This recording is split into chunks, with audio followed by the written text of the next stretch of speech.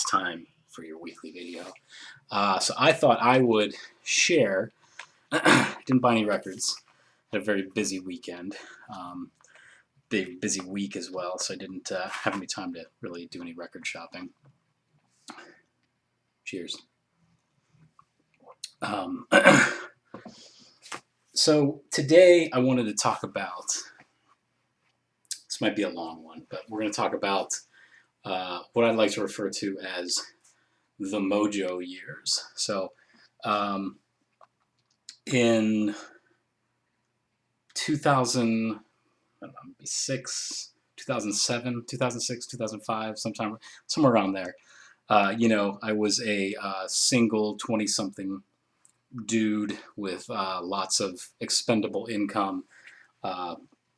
Was really excited about music, discovering new artists, kind of, expanding my tastes, if you will. And I started reading Mojo Magazine. It was a magazine that I would basically drive to the city every month and pretty much pick it up as soon as it was on the shelves.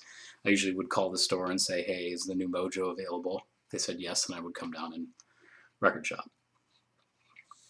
So I obviously, like I said, having expendable income, no car payment, any of that good stuff, I would read Mojo Magazine, and I would buy a lot of the music. I discovered a lot of really cool psychedelic bands. I don't have the Love Forever Changes album, but that was one that I sort of discovered through Mojo.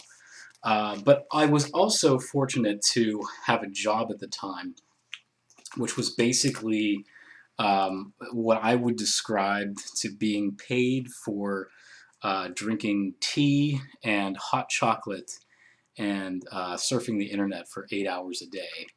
And of course, reading Mojo Magazine. They had the Mojo message board. I'm not sure if it still exists or if it's defunct, but there was a lot of people on there. I would say on any given day, usually you'd have maybe 40 or so regular folks that would talk about music. And most of them I've still remained in contact with. Most of them are in the UK. There are a few in the United States that I know that have sort of trickled into, you cross paths with these people all the time, through Instagram or YouTube or whatever the case may be. So I was posting a few records on Instagram. Usually I'll kind of post what I'm listening to during the week. And a few people have commented on them that I wanted to sort of elaborate a little bit further. 3 minutes in already, and we haven't shown any records. So thank you for sticking with me on this gigantic rant. But Steve, Elevators fan, had made a comment about some of one of the records I know, and Kev, Dr. Strangely Strange, said something about one of the records. So I just wanted to kind of talk about those, because I know that really there wouldn't be a kind of a forum for some of these records. But there are those records that, man, they hold a pretty heavy place in my heart, and they sort of ushered in sort of my, second quarter century, if you will. So most of these you may not have heard of. They may be things that I know are extremely hard to find even now. They were hard to find back then. So they may be impossible to find now, but they're definitely worth a listen, even if you download them, find it on CD. Most of these I bought on CD first, and then I later picked them up on vinyl. But I'm going to start with this. So this came out in 2008. Mojo talked about this all the time, this album, and it's a fantastic album. This is Goldfrapp, Seventh Tree.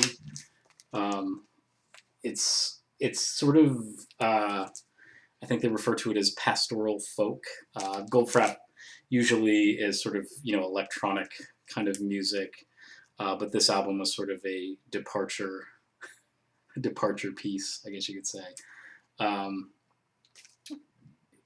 This came out in 2008. It's on Mute Records.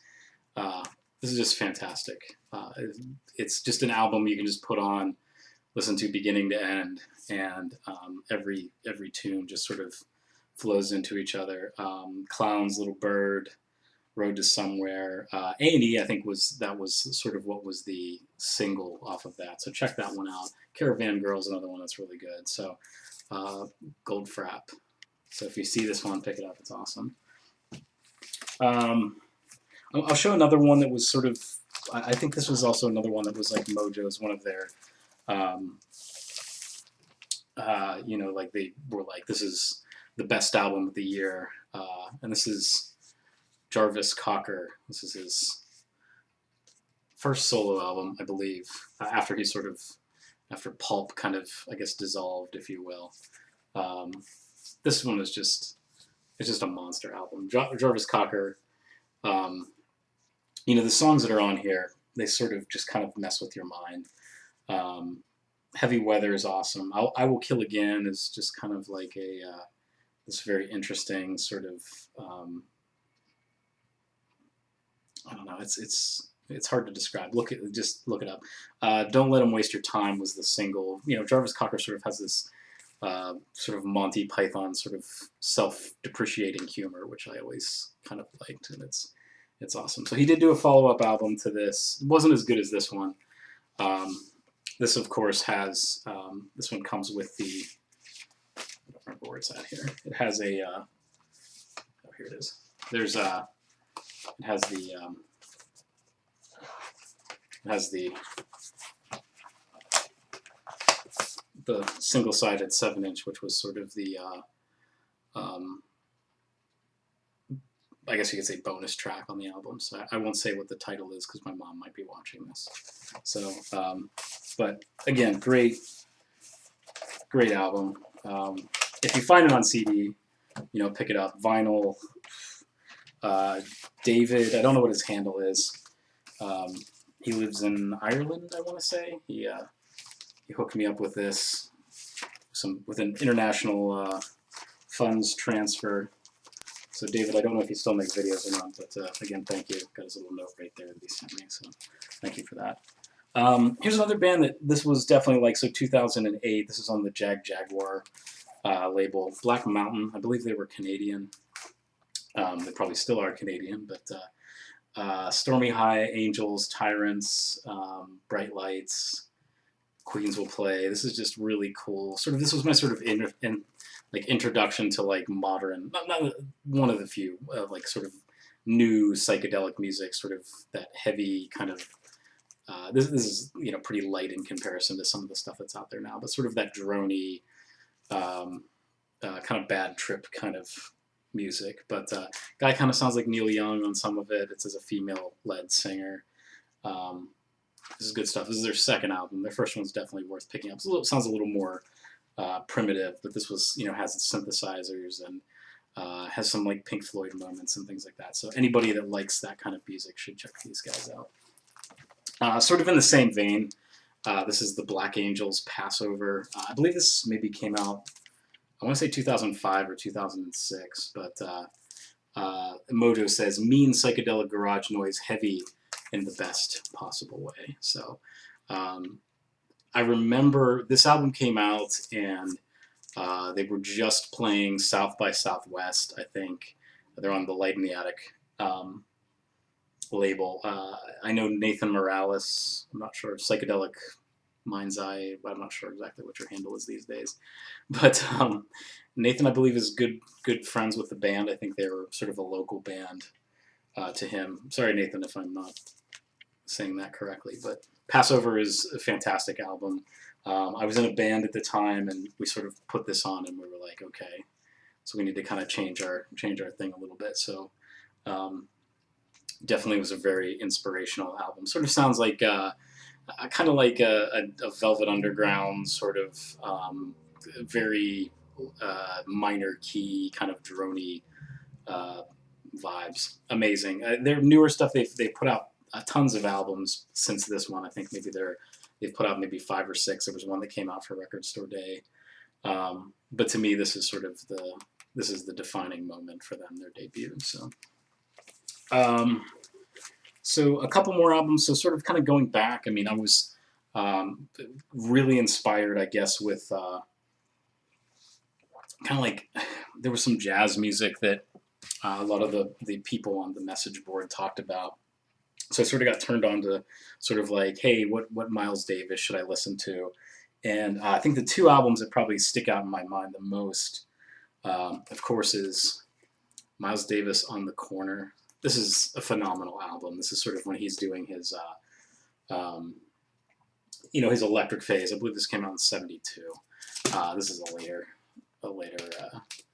reissue of this. But again, just one of those albums that it kind of really doesn't go anywhere. It just sort of is these jams, and I can put on the corner at the beginning of it, and it's just just that the riff kind of just plays out in my mind. But this was one of those albums that was always on the Mojo list, and I was like, what's so great about this album? So I had to go check that out. And of course, sort of the companion to this is Miles Davis Evil Live. This is phenomenal.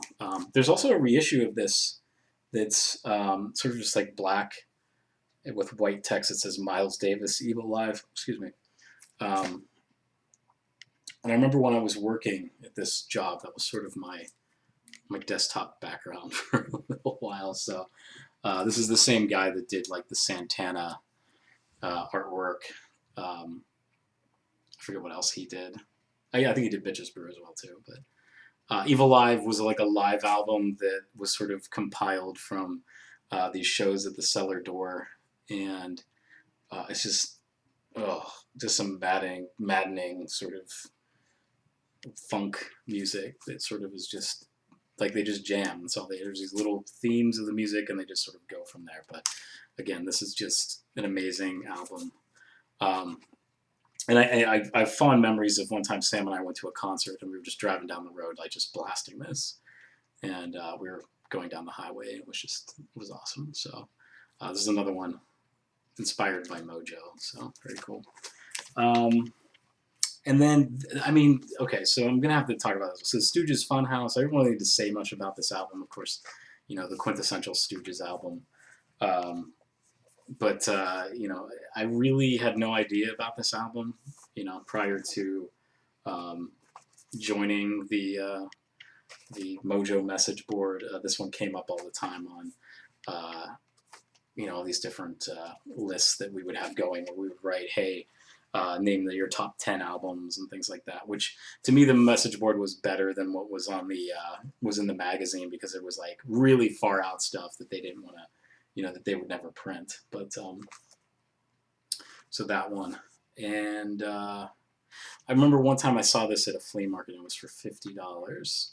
And I had no idea what it was at the time. And had I seen this today for $50, I would not hesitate to buy it. So again, great album there. And the last group I'm going to talk about, I know that some folks have asked me to show, and I will, I'll show all of their albums that I have at some point. I'm still kind of getting them all together in the same place at the same time. But I know that a lot of folks have, I talk on and on and on about this band, but truthfully, they have really inspired me to, make music and play music, and have given me some life-changing experiences, soundtrack life-changing experiences. But that, of course, is the Jonestown Massacre. So, namely this album, this was the one that sort of Dig had just come out on DVD, and it was everywhere. It was like always on these the best of lists, and DVDs to check out, and music DVDs. But Tepid Peppermint Wonderland was released kind of at the same time to. At the time, the Jonestown Massacre really wasn't doing. Now Antoine Newcomb does like maybe 2 albums a year plus EPs and all kinds of stuff. But right before Dig came out, there was definitely some space between some of the albums, like some considerable, maybe 2 years, things like that. He's definitely found more inspiration these days. But so this is sort of the first. If you buy it on CD, it's a 2, and it's essential in my opinion. So this is basically the first CD and the second CD. So it's 4 albums in total. But the Tepid Peppermint Wonderland, a retrospective. So we'll end it right there. That's 15 minutes. So thanks for watching. Any of my Mojo friends, Mike, Spenny. I don't know if you guys watch any YouTube videos, but if you do, for whatever reason, thank you for inspiring me, and we'll see you on down the trail.